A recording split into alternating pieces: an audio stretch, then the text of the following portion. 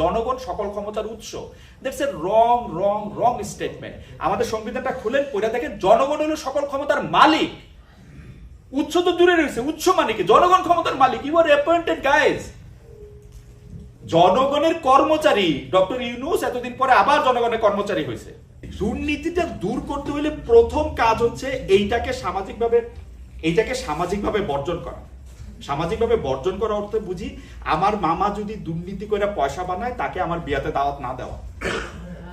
আমার চাচা যদি দুর্নীতিবাজ হয় ওই চাচাকে বর্জন করা। দাবি করতে হইতেছে এই কারণটা আমাদের খুঁজে বাইর করতে হবে আগে। নিউ ইয়র্কে তো ফ্লাইট ছিল, বন্ধ হইলো কেন? পুরাটাই সরকারের দোষ, পুরাটাই বিমান বাহিনী পরিচালকদের দোষ, না কাদের দোষ? এটা খুঁজে বাইর করতে হবে। যদি আমরা সমস্যাটা না করতে পারি, প্রত্যেকবার আমরা এই দাবি করতে থাকবো। এই দাবি আসলে কি মিন করে? ফখরুল, আপনি রাগ হবেন না। আমি মনে করি যে দাবি করে কোনোদিন পৃথিবীতে কোনো কিছু আদায় করা যায় না। কিছু সুইট এবং কথা শোনা গেছে যে হ্যাঁ আচ্ছা ঠিক আছে আমি এটা করবো। আমাদের মধ্যে থেকে একজন আলোচক, সম্মানিত আলোচক এটা বলছেন যে আমাদের আগেকার সরকার প্রধান তো বইলা গেছে 5 মিনিটের মধ্যে দিচ্ছি, 2 মাসের মধ্যে দিচ্ছি, বলতে কি অসুবিধা? আবার চালু হইলে এটা বন্ধ হয়ে যাবে না, এটা কে বলে দিচ্ছে? সো মানে আমি শুধু বিমানের কথা বলতেছি না, সকল দাবি বলি। দেখেন প্রপার্টির ক্ষেত্রে আপনি দেখেন নিউ ইয়র্কের আপনারা যারা এখানে আসেন, আমার ধারণা এই জায়গার মধ্যে আপনি করে ওজন করলে বাংলাদেশের বাজেটটা একটা ওজন হয়ে যাবে, তাই না? তো ধরেন আপনারা বাংলাদেশিকে প্রপার্টি করবেন, সেই প্রপার্টিটা আপনারা রাখতে চাইবেন, সেটা রাখতে পারতেছেন না কেন বলেন তো? সহজ হিসাব, কিন্তু বাংলাদেশের সুশাসন নাই। নতুন আগেকার সরকারের সময় একদম ছিল না, ইয়াটে করে লয়ে যেত। নতুন সরকারের মধ্যে আসে না নাই আপনারা জানেন না, নতুন সরকারের মধ্যে আসে না জানেন না। সো এই সুশাসনটা কেমনে হবে? বাংলাদেশে কি পাকিস্তান থেকে না ইন্ডিয়া থেকে লোক এসে চুরি করে যায়? আমার খালাতো ভাই তো চুরি করে। Those are the people. আপনারা তার বাসায় গিয়ে বড় বড় দাওয়াতগুলি খান। একজন এমপি সাহেব বড় করে বলে যে সে 150 গরু জব দিয়ে করছে। 150 গরু ওর বাপের পকেট থেকে টাকা এনে দিবে? বাংলাদেশের লোকজন এমপির কাছে গিয়া বলে যে আমার মেয়ের বিয়ে, আমাকে টাকা দেন। ছেলের কাছে গিয়া বলে যে আমার ছেলে পরীক্ষা দিবে, টাকা দেন। হাতটা এমনিই রাখে। দ্যাটস ওয়াই ওই এমপি আপনি ঘাড়ে চাইপা বসে। এনকার এমপি আপনি চিনেন না? আধা পয়সা দিয়ে দাম দেন। কোন তো এনকার মেয়র ফেয়র চিনেন আপনারা? না আধা পয়সা দিয়ে দাম দেন। কেন দাম দেন না? কারণ তার কাছে গিয়ে আপনার কোনো কিছু চাওয়ার নাই। আপনার ভাই মেট্রিকে 3rd ক্লাস পাইছে 6 বার, তারে আপনি চাকরি দিতে কর না তো তারে গিয়া। দ্যাটস ওয়াই আপনারা যখন ঠিক করবেন। আরেকটা কথা আমি বলি যে এটা আমরা বলতে বলতে এটা ভুল বলি, জনগণ সকল ক্ষমতার উৎস। That's a wrong wrong wrong statement. আমাদের সংবিধানটা খুলেন, পড়ে দেখেন জনগণ হলো সকল ক্ষমতার মালিক। উৎস তো দূরে রয়েছে, উৎস মানে কি? জনগণ ক্ষমতার মালিক। You are appointed guys. জনগণের কর্মচারী ডক্টর ইউনূস এতদিন পরে আবার জনগণের কর্মচারী হয়েছে। জনগণ হচ্ছে ক্ষমতার মালিক। আবার পড়েন সংবিধানের 7। ক্ষমতার উৎস কোনোদিনই ছিল না জনগণ। এটা একটা মিসকনসেপশন। ইয়ারা ভুল বলে হ্যাঁ তোমরা ক্ষমতার উৎস, আমরা ক্ষমতা চালাই। নো, আমরা জনগণ ক্ষমতার মালিক। আবার বলতেছি, পড়ে দেখেন জনগণ ক্ষমতার মালিক। এরা হলো কর্মচারী, যারা এই দায়িত্ব নিতে গেছে তারা কর্মচারী। এখন কর্মচারীরা সেই দায়িত্বটা কেমনে পালন করবে সেটা তাদের উপরে একটা প্রেসার ক্রিয়েট করা, চাপ রাখা, তাদেরকে প্রশ্ন করা, সেগুলো তো সব দরকারই আছে। কিন্তু আমি বলি সবার আগে যেটা দেখতে হবে যে আপনারা একটু খেয়াল করে, মানে আমারে সহ আপনারা একটু খেয়াল করে একটু নিজেদের দিকে তাকাইতে পারেন যে কেন এই জিনিসটা হইতেছে না। দেখেন আমি সাংবাদিকতা করি আজকে 27 বছর। আমার কে জানি বলছে যে আমি young. I am not that young. এবছর আমি 50 হব। 27 বছর আমি সাংবাদিকতা করি। কিছুদিন আমি আইন বিষয়ক সাংবাদিকতা করছি। বাংলাদেশে যে সিভিল কেসগুলি আছে, দেওয়ানি মামলা, তার 90% হচ্ছে নিজের বাপ মা ভাই বোনের এগেইনস্টে করা। 90%, আই রিপিট 90%। চাচাতো ভাই জমি নিয়ে গেছে, বোনের জমি দেওয়া হয় নাই, মাকে বঞ্চিত করছে, এগুলো হচ্ছে মামলা 90%। আপনারা প্রবাসীরা, আমি ইংল্যান্ডে এমএ করতে সময় প্রবাসীদের দুঃখ কেউ আইসা আমাকে বলে যেত যে ভাইরে দিছি জমি করতে, সে এটা মাইরা দিছে, শালাকে দিছি সে এটা তুইলা লয়ে গেছে। সো এই জিনিসগুলি, এবং তারা আবার যখন বড় হয়ে যায়, এরাই তো এই একটু ফটকাবাজি না করলে তো বাংলাদেশে তো পয়সা হবে না। বাংলাদেশে পয়সা হবে কি করে? বাংলাদেশে পয়সা হইতে হলে একটু ফটকাবাজ হইতে হবে, একটু ধুরন্ধর হইতে হবে, একটু চালবাজ হইতে হবে, তৈরি না 2টা 4টা পয়সা আসবে পকেট। দুই চারটা পকেটে পয়সা আসলে কি হবে, সে একটা পলিটিক্যাল লিডার হবে। পলিটিক্যাল লিডার হলে কি হবে, এমপি হবে। এমপি হলে কি হবে, শেখ হাসিনার একটু ভালো নজরে থাকতে পারলে, খালেদা জিয়ার একটু ভালো নজরে থাকতে পারলে চোর হবে, বাটপার হবে, মন্ত্রী হবে, তাই তো? আমরা আবার ওই মন্ত্রীদের দেখার জন্য 50,000 জন যাবো হচ্ছে এয়ারপোর্টে, তার লোকে একটা ছবি তোলার জন্য 50 বার এই একটা মন্ত্রীর লোকের ছবি দিলে সঙ্গে সঙ্গে শালি, দুলাভাই, গার্লফ্রেন্ড, বয়ফ্রেন্ডে ফোন করবো যে দেখো কার লোকে ছবি তুলছে।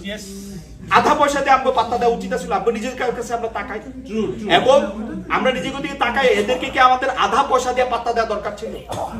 আপনাকে কথা কয়ে লাভ কি? সাংবাদিকরা সংবাদ সম্মেলন করতে যায়, প্রধানমন্ত্রীর লগে গিয়ে সেলফি দিল। মানে মানে আমি কিছুদিন সরকারি চাকরি করছি, আমি ছিলাম, আমার পোস্টিং ছিল নরসিংদীতে, মানে আমি ছিলাম ম্যাজিস্ট্রেট আর অ্যাসিস্ট্যান্ট কমিশনার, ছোট চাকর। তো শেখ হাসিনা সবচেয়ে বড় চাকর ছিল, তো সবচেয়ে বড় চাকর এত ইয়া করার কি আছে? আমি তো বুঝলামই না। বেতন নেয় 2.5 লাখ 3 লাখ টাকা বেতন নেয়। আপনারা কফি খান 3 জনে মিল্লা এই মাসের এই টাকার জন্য, তেল ভরালে, কফি টফি খাওয়ালে প্রধানমন্ত্রীর বেতনের সমান। হিসাব করে দেখেন, এই একটা চাকরির লেগা, এই একটা জিনিসের লেগা, এই একটা জিনিস যে বসবো চেয়ারে বসবো, সে হঠাৎ করে একটা খুব তার পাংখা গুজে যায়। ডক্টর ইউনূস এর আগে যতবার আসছে আমার ভাই খেয়াল থাকে, এর আগে যতবার আসছে আপনাকে বলতে কোনো চাঞ্চল্য ছিল না, অনলি বিকজ সে একটা চেয়ারের মধ্যে এখন বইতেছে, এখন সে একটা বিরাট ব্যাপার হয়েছে। না, তার কাছে কোনো আলোচনার চেয়ার নাই, সে নোবেল পাইতে পারে। নোবেল একটা প্রাইজ রে ভাই। আজকে এই যে আমি ঠিকানা গ্রুপ থেকে যদি এখন একটা এত বড় প্রাইজ দিতে পারি, আকাশ ভাই থেকে চান্দা মান্দা নিয়ে বা আপনি থেকে নিয়ে টিয়া, ওই নোবেল প্রাইজ বড় হইতে পারে 1 কোটি টাকা, 2 কোটি টাকা, 100 কোটি টাকা, এটা প্রাইজ। আমি যেটা কইতে চাইতেছি সেইটা হইলো যে দাবি দেওয়া সব ঠিক আছে, 13টা দাবি দেওয়া, আমি এগুলি আমার লগে আমি জানি না, মানে এবার উনি অনেক ব্যস্ত আছে, আমি তার অফিসে কথা কইছিলাম যারা তার লগে আসে, একটা সময় হয়তো হইতে পারে যে তার সাথে আমার একটা মানে অন ক্যামেরা না হইলেও অফ ক্যামেরা হয়তো একটু কথা হইতে পারে। আমি আপনাদেরকে কথা দিতে পারি, আপনারা তো ইজ্জত দিয়ে আমার এখানে আনছেন, আমি এই কথাগুলি কইতেও পারি। এবং আমি ডেফিনেটলি জানি, কারণ ওনার লোক আমার কয়েকবার কথা হয়েছে তো, বা আরো লোকজনের সঙ্গে তো আমার কথা হয়, আমি ডেফিনেটলি জানি যে এটা পরিণতি কি হবে। সো আমি এত আশাবাদী হইতে পারতেছি না, যতক্ষণ না পর্যন্ত আমি মনে করি যে একটা জায়গায় আপনারা একদমই এটা হচ্ছে যে ডিমান্ড থাকলে সাপ্লাই আসবে, সাপ্লাই থাকলে ব্যবসা হবে। আপনাকে যদি এতই মনে হয় যে বাংলাদেশে আপনার একটা ক্যারিয়ার দরকার, আপনারা কয়জন মিলে এটা করে ফেলেন। 10 লাখ লোকের জায়গায় যদি কোনো একটা স্টেট ক্যারিয়ার মনে করে, যে ফ্ল্যাগ ক্যারিয়ার যদি মনে করে এটা লাভজনক, কারণটা কি? নিশ্চয়ই এর কোনো রিজন আছে, তাই না?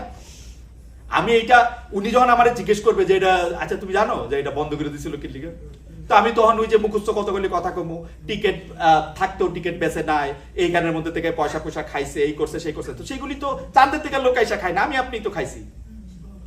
as simple as that। তো আমার কাছে মনে হয় যে মানে আমার আবারও কই যে নিউ ইয়র্কে আমার মা থাকেন অনেকদিন ধরে, আমার ভাই থাকে 24-25 বছর ধরে। আমার নিউ ইয়র্কে এর আগে আরো অনেকবার আসা হয়েছে, আর হয়তো আরো অনেকবার আশা হইব। আমি হয়তো এখানে একটা লম্বা সময় থাকবো এবার, কিন্তু আমি এখানে সাংবাদিকতা করতে চাই। ঠিকানা গ্রুপের সাথে আমি জয়েন করছি, আপনারা দেখছেন যে বৃহস্পতিবার থেকে, মানে এখানকার সময় রাত 12টা, এখানকার সময় দুপুর 12টা, এখানকার সময় দুপুর 12টায় আমি একটা অনুষ্ঠান শুরু করছি।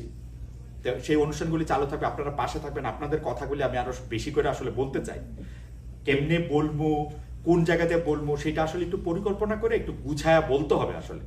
মানে এই ধরেন একটা, এটা হয়তো ফখরুল ভাই লাভ হলো সাংগঠনিক হিসাবে, মানে উনাকে সবাই জানলো, কিন্তু কাজের কাজ খুব বেশি হবে কিনা এটা মানে আমার হয়তো লাভ হয়েছে, আমি এতগুলি লোকের সামনে আপনাদের সামনে দাঁড়ায় কথা বলছি, কিন্তু ফাইনালি কোনো লাভ হয়েছে কিনা এটা আমি জানি। সো আমরা এটা হেবিটে পরিণত না করি আর কি।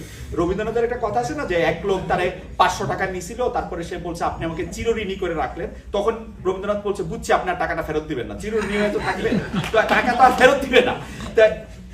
ধরেন এই আন্দোলন জারি থাকবে, দাবি দেওয়া জারি থাকবে, তো থাকবে, আমাদের একটা দেখা সাক্ষাৎ হবে, আমরা একসাথে বসে চা খাবো। কিন্তু যদি এটা আপনারা মিন করে, আমার কাছে মনে হয় এটা আমাদের মিন করার সময় হয়েছে, এটা মিন করলে এটা কইটা ফেলানো উচিত। আমি আর 2-3 মিনিট বলি। সেকেন্ড হচ্ছে দুর্নীতিটা দূর করতে হলে প্রথম কাজ হচ্ছে এইটাকে সামাজিকভাবে বর্জন করা। সামাজিকভাবে বর্জন করা অর্থে বুঝি আমার মামা যদি দুর্নীতি করে পয়সা বানায় তাকে আমার বিয়াতে দাওয়াত না দেওয়া। আমার চাচা যদি দুর্নীতিবাজ হয় ওই চাচাকে বর্জন করা। আমাদের সবার বাপ হইলো ভালো, তাই না? তাহলে এই দুর্নীতিগুলি করছে কেনা? আমি তো এই পর্যন্ত কোনো পোলারে কইতে শুনলাম না যে আমার বাপ ঘুষ খাইছে। তো কারো বাপ তো ঘুষ খায় না এই পর্যন্ত, না? মানে এটা মানে আমাদের কারো বাপ ঘুষ খায় নাই, আমাদের কারো মা দুর্নীতি করে নাই, আমাদের কারো বড় ভাই কোনোদিন কোনো কিছু করে নাই। মানে এই দুনিয়াতে আমি ছাড়া বাকি সবাই নিয়ে কোশ্চেন করা যায়। শেখ হাসিনার মতো আমার ছাড়া আওয়ামী লীগের সবাই কেনা যায়। আমাদের মনে হয় এই জায়গাটাতে এখন বাইরে আসার সময় হয়েছে। আমাদের এখন যেইটা করা দরকার, নিজের দিকে তাকানো দরকার এবং ইউনাইটেড থাকা দরকার। একটা ভয়েসে কথা কওয়া দরকার। 100টা ভয়েস 100টা জায়গা থেকে আসলে মনেও কম থাকে, জিনিসটা ইম্প্যাক্টও কম তৈরি করে। এখন যদি ফখরুল ভাইরে আপনার নেতা লাগে, ফখরুল ভাইরই মিষ্টি কথা, ঘিয়ে ভাজা কথা, কবিতার মতো কথা, সুন্দর কথা, পল্লবিত কথা এটাই শুনেন, টাইম বাইন না দেন যে 5 মিনিটের মধ্যে 5 মিনিটের মধ্যে কথা শেষ করা যায়, কিন্তু 5 মিনিটের মধ্যে কথা শেষ করা যায়, কিন্তু 5 মিনিটের মধ্যে কথা শেষ করা যায়। আমি আপনাদের এই পরীক্ষা আরেকদিন দিব। আপনারা আমাকে কোনো একটা টপিক করে এই টপিকের মধ্যে 5 মিনিট আমি টোটাল কথা কম, 1 সেকেন্ড বেশি কমো না, শেষ করা যায় কিন্তু 5 মিনিটের মধ্যে কথা 1 মিনিটেও কথা শেষ করা যায়। 20 সেকেন্ড একটা লম্বা সময়, কথা শেষ করা যায়, কথা বলাও যায়। আমি সেই ট্রাইটা করবো। আপনাদের সবাইরে আমি মানে কি বলবো, শুভেচ্ছা, ধন্যবাদ। আমার কথায় আপনারা যদি কেউ মন খারাপ করেন তাইলে মাফ করে দিয়ে আমাদের। আর যদি ধরেন যে ভবিষ্যতেও কখনো কোনো কথা কওয়ার সুযোগ হয়, তাইলে একটা লম্বা সময় হয়তো কথা বলাও যেতে পারে। আজকে আসলে সেই সময়টা না, এটা এমনিতে অনেকখানি সময় হয়েছে। আয়োজকদের সবাইকে ধন্যবাদ দিয়ে, আপনারা যারা এখানে উপস্থিত আছেন তাদের সবাইকে ধন্যবাদ দেয়। হোপফুলি আমি 15 মিনিট পার করি নাই না, right? Thank you so much.